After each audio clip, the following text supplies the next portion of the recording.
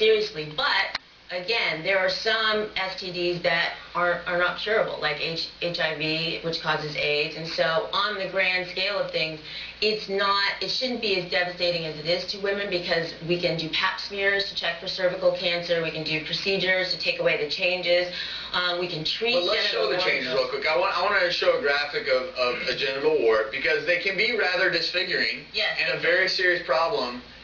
And they are simply gross, usually on the genital area. Yeah, and how we describe them is a cauliflower type of growth. So they have sort of crinkly edges, and they come off a stalk. HPV doesn't actually have a lot of symptoms, and that's why we're just recently screening for it, because again, it's very significant in women because of cervical cancer. It can cause genital warts in men as well. Right. But it usually doesn't cause malaise or fatigue or fever or anything, and that's why just with a lot of STDs, they don't have symptoms. That's why you have to be screened for them. It is such a common infection. A lot of people just get rid of it. They clear it on their own, but some lead to cancer and the warts. Right. A lot of times it can just disappear on its own because of its immune system. We don't quite know how the virus your works. Your immune system's probably been stimulated. Especially with younger women like college age, it can come and then it can disappear.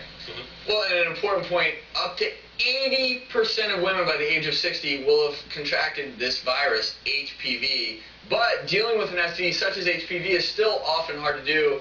Even though it is so common, some people still have trouble with the social stigma that comes with it. Not to mention, you have to break the news to a prospective new partner. This is exactly what happened to our next guest, Adina.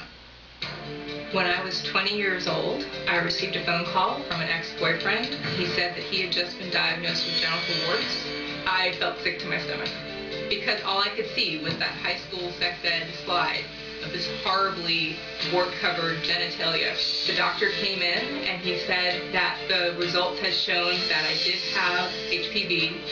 I was really upset. I started shouting and crying. I was angry and I was sad because I felt like I was truly damaged goods. What does this mean for my future? Have I lost the right to find true love and have a baby? I felt that if I could survive this and get through it, it was my duty to do something to help other women like me. I actually learned that Adina had HPV on our very first date. Before I started dating him, I wanted to know if the HPV was still in my body. So I requested a follow-up colposcopy. They found no traces of HPV-infected cells. I am willing to put my own reputation on the line by saying, yes, I was diagnosed with cervical HPV. And it doesn't mean that I'm irresponsible, and it doesn't mean that I'm uneducated, and it doesn't mean that I'm not a successful, good person. There is life after HPV. And Lisa, Adina's story is so common because HPV is common.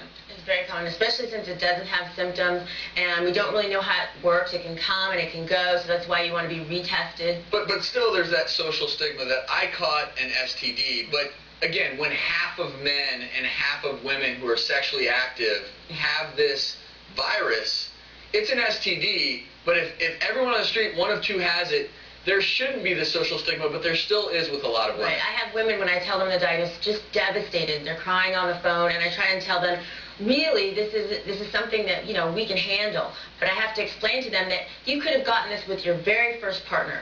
You could have used condoms, because condoms, as great as they are for STDs, aren't 100%. Nothing's 100%.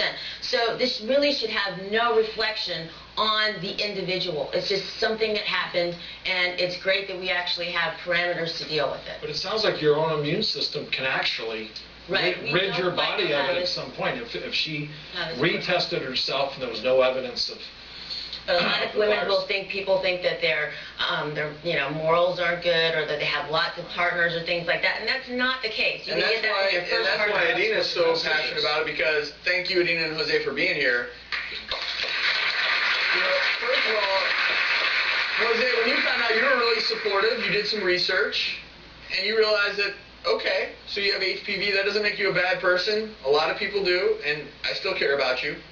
Yeah, absolutely. I mean, when we first started going out on our very first date, usually two people who are professors, when they go on a first date, they ask each other about their research, and I found out on that first date that she had human papillomavirus. And I was a little bit concerned because I'd never heard of it. It's not something that, guys talk about when they're, having beers with each other. And so I was a little worried. Well, what effect is it going to have on me? I'm very interested in this person. Maybe somewhere down the line, there may be we might get intimate. What impact is it going to have on me? So the first date really did turn into a sexual health seminar / date.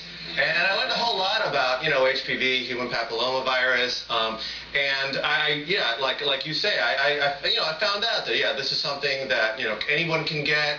It's something that's very treatable. It's something that isn't really a long-term issue.